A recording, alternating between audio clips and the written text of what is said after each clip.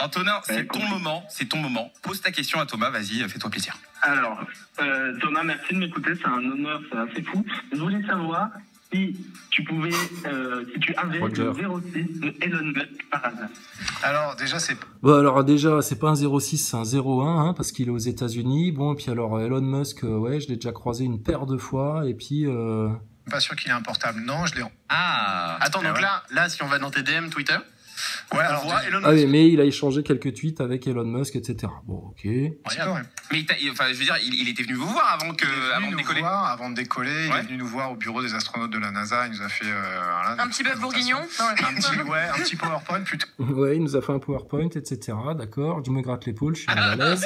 Et c'est marrant en fait. Il est très mal coiffé. Ouais, quand on... Voilà, bon, et Elon Musk est mal coiffé. Voilà, bon, ah super. Et on est sur énergie, donc rien je de me demanderais choquant. combien il a dans son compte en banque. Il y a de quoi avoir une coiffure normale, tu vois. Donc pourquoi il y a cette espèce de truc, moi pendant 10 minutes je le regardais, je me dis mais attends, mais c'est vrai que c'est fou ça. Oui, mais mon gars, tu te demandes pourquoi Elon Musk avec ses milliards, il est aussi mal coiffé, mais nous on se demande pourquoi en étant astronaute, tu peux être aussi con en fait. Aussi con. Et te contredire autant, et être aussi autant dans l'apoprisme, et puis autant te vautrer en étalant des contradictions à plat devant tout le monde. Mais t'as de la chance. L'abrutissement de masse des années précédentes a fait que les gens sont zombifiés, liquéfiés du cerveau et ne se rendent compte de rien. Regarde, il y en a plein, ils vont retourner voter Macron bientôt. Donc, ça allait, s'il te plaît, Pesquet. Tout quoi. Bloqué. Il a tout pour avoir un truc nickel et non, tu vois. Non. J'avoue, ok. Et surtout un détail comme ça, tu vois. Bah ouais, non mais c'est très bizarre. Antonin, tu as eu ta réponse. Ok, c'est super sympa. Et de parole avec Thomas Pesquet. Antonin, tu débordes. Monsieur Pesquet, vous avez écouté ou vous écoutez du Lil Wayne dans l'espace. Alors, est-ce que vous avez écouté du Lil Wayne dans l'espace? Écoute, on avait des playlists, mais je crois pas qu'on avait du Lil Wayne. Tu sais, t'as les gogoles, tu sais. Prends note. Merci beaucoup Antonin d'être passé. Antonin, gros merci bisous. Antonin. On va te faire écouter des sons et tu vas nous dire si... Voilà, petit quiz musical après. Vraiment de tout. On a été très éclectiques nous aussi. Oui, c'est très éclectique. Oui. Vraiment de tout. Indice. Thomas Pesquet, il est entre la flip, tu sais, et qu'est-ce que je fous là en fait? Ouais, qu'est-ce que tu fous là en fait, hein, pour parler d'espace? Là, t'es vraiment en opération de communication auprès des jeunes, Pesquet. Parce que aucun intérêt. Est-ce que tu as déjà vu un chimiste, un biologiste, je sais pas moi, un navigateur aller dans une émission de Gogol comme ça? Est-ce que Hubert Reeves serait passé sur Énergie? Je sais pas, est-ce que ça existe ça? Est-ce que Hubert Reeves un jour est passé dans une émission de Gogol comme ça pour parler d'astronomie, de science, de tout ce que tu veux? Ou je sais pas, ou Perron, ou... Non. Mais Pesquet, lui, il y va, lui. Pourquoi? Ah bah pareil, il faut abrutir les jeunes avec le spatial. Bah oui, c'est comme parler d'un film, c'est comme de parler d'une nouvelle chanson. C'est tout. Georges Brassens. Direct sur Énergie, on revient dans 2 minutes. Tout le monde s'élève, on donne un micro à Thomas, parle sur Twitch comme ça. Mais oui, mais c'est le challenge, c'est mon challenge. Mais Alors, il y a des challenges. Il y a des challenges. Il fait le beau gosse en plus. Le mec est franc-maçon, sataniste, il place des cornus discrètement dans la station, on le capte, il ose encore nous répondre sur des tweets, etc., aux questions rigoureuses qu'on lui a posées en vidéo. Ce con, il se vautre, il se ramasse lamentablement, il va dans une émission sur Énergie pour plaire aux jeunes, pour faire une opération de com au nom de l'ESA, la bande de crétins de l'ESA, et puis franchement, ça crame encore plus tout le projet, là, et putain, mais fais pas le malin, Pesquet, arrête tout, quoi. C'est vrai qu'il est arrivé, mais c'est vrai que t'es trop professionnel en fait, Thomas. Est-ce qu'il y a des zones d'ombre avec toi parce que... Alors, c'est là que c'est intéressant, hein, très intéressant. Alors, est-ce qu'il y a des zones d'ombre chez Thomas Pesquet? Est-ce que ce superbe astronaute a des défauts? Hein, parce qu'ils lui ont donné tellement une image de mec parfait, etc. Tu te dis, mais c'est trop beau pour être vrai, quoi. C'est trop beau pour être vrai. Bah oui, mais nous, on connaît la vérité sur Thomas Pesquet. Mais vous vous faites abuser, comme par une mauvaise pub pour du mauvais PQ, en fait. Alors, vas-y, continue. Tout le monde le dit, t'es parfait. Il y a des zones d'ombre. Mais non, mais ça, c'est l'image. Écoute, c'est l'image. C'est marrant parce que même quand je dis que je suis nul à un truc, les gens ne croient pas parce qu'ils disent, oh là là, qu'est-ce qu'il est modeste. Ouais. C'est exactement ça. Bravo, Thomas. Tu vois, il est parfaitement conscient de ce qu'il dégage chez les autres. Même si je leur dis que je suis jamais allé dans l'espace, ils vont dire « Oh, quel blagueur ce Thomas, putain, ça va être toujours là pour la bonne vanne. » Même si je leur dis que j'y connais rien du tout en propulsion dans le vide, ou que si tu me demandes qu'il faut faire d'un cadavre dans la station spatiale, je sais pas, et tout le monde trouve ça normal, les gens ils se disent « Oh Thomas, qu'est-ce qu'il est modeste, tu vois ?» Ouais, il est parfaitement conscient de cet effet-là. C'est des malins, les satanistes et les francs-maçons. C'est des malins, regarde-le.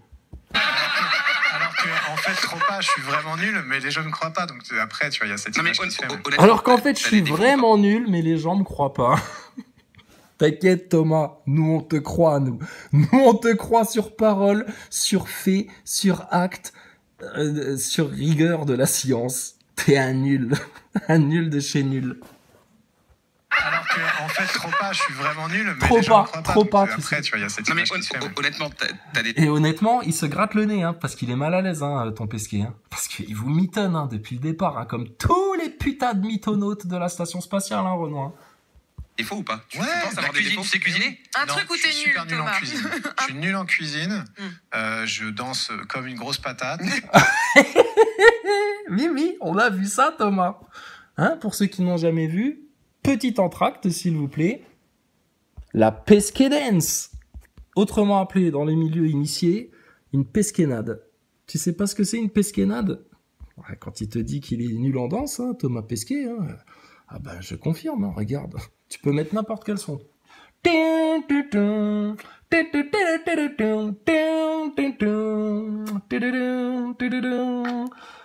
Young man.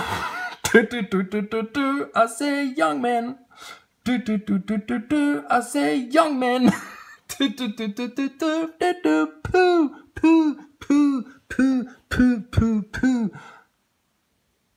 Donc ça c'est confirmé, hein. Il danse comme une grosse patate. C'est la pesquet dance, la pesquenade. Est-ce que tu sais danser la pesquenade? Ah, ça se danse obligatoirement bourré. Mais toi aussi tu peux danser la pesquenade. N'importe qui peut danser la pesquenade. Enfin bon bref. Bon, on revient sur énergie. Alors attention, c'est la pub. 3, 2, 1. C'est parti, pesquet. Ah ouais. Voilà, alors une fois j'ai fait la chorégraphie de ça et après... alors attends, on allait trop loin là. Ça y est. Surtout Thomas Pesquet. Non, il y a de quoi avoir une coiffure normale, tu vois. Alors, il y a Elon Musk. Attends. Georges Brassens. Attends, Thomas Pesquet. Ils vont dire, t'as fait notre émission, nous on va aller dans l'espace. Attends, reviens. Et puis bon, il y a plein d'autres trucs. Après, des fois, j'ai mauvais caractère, je m'énerve. Ah, alors, c'est là que c'est intéressant. Un truc où t'es nul, super nul en Thomas. cuisine. Je suis nul en cuisine. Je danse comme une grosse patate. Et puis bon, il y a plein d'autres trucs. Après, des fois, j'ai mauvais caractère, je m'énerve et tout, je suis pas patient. Ok. Vous avez entendu ça? Ça, c'est... Là, moi, j'ai arrêté le truc au moment-là. Je me suis dit, ouh, là, il y a une petite vidéo à faire. Écoute, qu'est-ce qu'il vient de dire, Thomas Pesquet? Là, c'est foutu pour lui, encore une fois. À chaque fois qu'il ouvre sa gueule, ce mec-là, il se ramasse. Il s'aplatit la gueule par terre. Bah oui, parce que c'est un mytho. Il n'est jamais allé dans l'espace, bordel. Jamais. Il est pas plus allé dans l'espace que toi, Gogol. Il a juste le même t-shirt que toi, avec écrit Alpha, ESA, et puis, bah, il vous raconte un gros bobard de franc-maçon, en fait. Puis vous êtes dans la tendance, vous réfléchissez pas, etc. Puis vous rentrez tous tête baissée là-dedans. Mais tu le prends scientifiquement, rigoureusement, objectivement, sur les faits, le mec est dead. Dead. Et avec lui, toute la NASA, toute le SA, toute la fraude de science globale, et puis bah tout le projet des globalistes. Et puis alors là, tu tires le fil, et alors là, derrière, il y a les sociétés secrètes, la franc-maçonnerie, les réseaux pédocriminels, Jean Michmuche, le MK Ultra, la fraude de science globale, et puis bah ton Covid, mon gars. Et là, vous allez voir dans quel manège vous tournez en rond, bande de cons. Qu'est-ce qui te dit, Thomas Pesquet? C'est énorme, ça. Tu sais cuisiner? Un truc où t'es nul, Thomas. Je suis nul en cuisine. Je danse comme une grosse patate. D'accord. Et puis bon, il y a plein d'autres trucs. Après, des fois, j'ai mauvais caractère, je m'énerve et tout, je suis pas patient. J'ai mauvais caractère? Putain. Ouais, nous on le sait parce qu'on connaît ton caractère profond derrière la façade, derrière le vernis de gendre idéal. T'as mauvais caractère? Ouais, on le sait que t'as une tête de con. Ça, c'est ta vraie tête, ça. Ta tête de connard, là. Mauvais caractère. Je m'énerve facilement. Ah bon? Et je perds patience. Putain de merde!